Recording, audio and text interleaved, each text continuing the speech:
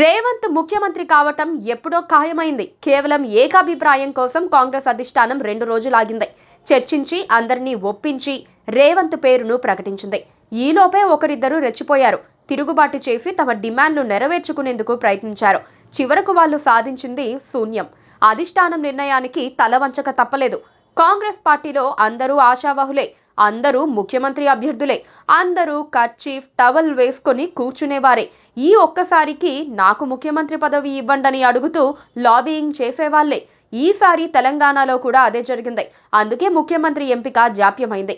ఆదివారం రాత్రి మొదలైన కసరత్తు మంగళవారం సాయంత్రం వరకు కొనసాగింది. నాన్ స్టాప్ గా మీడియాకు ఏదో ఒక సమాచారం అందుతూనే ఉంది.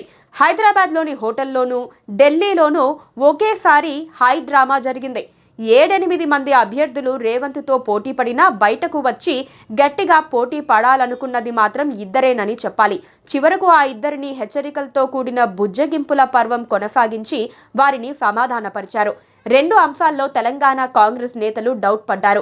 రేవంత్ నేతృత్వంలో తమకు ఎలాంటి ప్రాధాన్యం దక్కదని వారు ఆందోళన చెందారు. పైగా ముఖ్యమంత్రి రేస్ నుంచి అంత సులభంగా తప్పుకుంటే భవిష్యత్తులో అంత ప్రాధాన్యం ఉండదని భయపడ్డారు. దాంతో 2 రోజుల పాటు ప్రతిఘటన కొనసాగించారు. తమకెందుకు అవకాశం ఇవ్వరని అధిష్టానంపై ప్రశ్నల వర్షం కురిపించారు. తెలంగాణకు కాబోయే ముఖ్యమంత్రి పదవిని రేవంత్కు అప్పగించేందుకు వీలుగా గ్రౌండ్ ప్రిపేర్ అయిన వేళ అనూహ్యంగా సీఎం రేస్లోకి తీసుకొచ్చిన బట్టి విక్రమార్క, ఉత్తమ్ కుమార్ రెడ్డి, కోమటిరెడ్డి వెంకట్రెడ్డి, శ్రీధర్ బాబు అధిష్టానంతో బేరాలకు దిగారు. వేరువేరు కులాలకు చెందిన వీళ్ళు సామాజిక వర్గం లెక్కలు కూడా తీశారు. ఒక దశలో తాము రేవంత్తో మాట్లాడే కన్నా నేరుగా అధిష్టానంతో మాట్లాడుకుంటామని చెప్పి ఢిల్లీకి వెళ్లారు. అధిష్టానం రేవంత్ వైపు సానుకూలంగా ఉందన్న విషయాన్ని గుర్తించిన బట్టి, కోమటిరెడ్డి త్వరగా తప్పుకుంటే ఉత్తమ్, శ్రీధర్ బాబు మాత్రం మరికొన్ని గంటలు ఆ వైఖరిని కొనసాగించారు. తమ ఉనికి కోసం అంతో ఇంతో అలజడి రేకెత్తిచ్చేందుకు వీలుగా ఉత్తమ్, శ్రీధర్ బాబులు తెగించి మరీ మీడియా ముందుకొచ్చి మాట్లాడారు.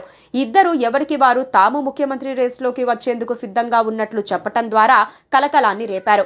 దీంతో కాంగ్రెస్ అధిష్టానం వారిని బుజ్జగించే పనిని చేపట్టింది. ఈ సందర్భంగా రేవంత్ తీరుపై తమకున్న అసహనాన్ని ఉత్తమ్, శ్రీధర్ బాబులు బయటపెట్టారు. వారికి పెద్ద ఎత్తున కౌన్సిలింగ్ జరిగినట్లుగా తెలుస్తోంది. అందరినీ కలుపుకుపోవాలని రేవంత్ కు కూడా ఆదేశాలందాయి. దాంతో వారు చల్లబడి రేస్ నుంచి తప్పుకొని మౌనం వహించారు. అసమ్మతి రాజకీయాలు చేస్తే సహించేది లేదని ఉత్తమ్, శ్రీధర్ కు కాంగ్రెస్ అధిష్టానం గట్టిగా వార్నింగ్ ఇచ్చింది.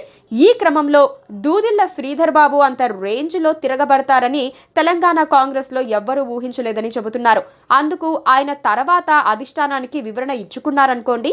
ఏదేమైనా టీ కప్పులో తుఫానులా చల్లారిపోయిన తిరుగుబాటుతో రేవంత్ నాయకత్వం మరింత పటిష్టంగా మారిందన్న వార్తలు కూడా వినిపిస్తున్నాయి.